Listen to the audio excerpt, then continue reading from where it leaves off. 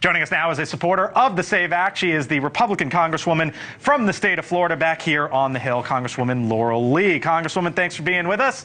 Once again, explain to me, why are you spending time on this? Well, it's important for several reasons. First off, we know that there are a lot of states that want to be following the law, that means that non-citizens can't vote. But right now, they don't have the resources that they need to verify citizenship. And courts have even held that the Voting Rights Act prevents them from verifying citizenship when someone registers to vote. So what the SAVE Act does is ensure that state and local election officials can actually follow the law that says federal elections are limited to U.S. citizens. And frankly, it's something that really everyone should be behind.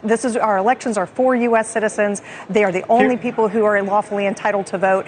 And this bill will make sure that election officials can actually access resources like the Social Security database and the Homeland Security databases that verify citizenship status. Here's the White House, Congresswoman. The bill would do nothing to safeguard our elections, but it would make it much harder for all eligible Americans to register to vote. The evidence is clear that the current laws to prevent non-citizens from voting are working as intended. I just read you what the standard is across this country.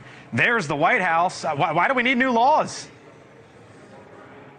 Well, that's just not accurate. First of all, we do know that there are non-citizens on voter rolls and that there are non-citizens who have voted in our elections. And so here are the numbers, though, Congresswoman. We have a lot of elections that are very close. I want to jump in because here are the numbers. In 2022, the Georgia voter roll, an audit there found that there were 1,634 cases of potential non-citizens trying to vote out of millions. None actually voted. In 2016, a survey of 49 states found only 2 possible non-citizen voting cases out of 137 million votes. 2016 as well, election study.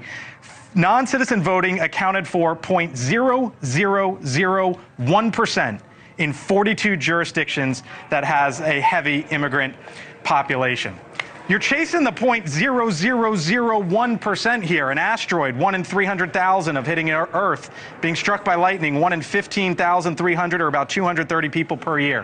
That's what you're chasing here, Congresswoman, are you not? Well, No, that is not right. Right now, election officials can't even access these databases to check. They have no way of determining whether the people on their voter rolls are citizens or not, and neither do the groups that you're using to come up with those statistics. This is a problem that cannot even be defined until we give state election officials the tools, the resources, and the ability to verify citizenship. And in a situation where we have 9 million people who've crossed our southern border in the last several years, we need to be able to all we want to do is follow the law. This isn't about making voting difficult. This is about making voting secure, that only the people who are legally entitled to vote can cast those ballots. And that should not be a partisan question. That should be something that every voter, every candidate, and every election official can get behind. Is there a widespread problem in this country as you see it, and do you have evidence for it?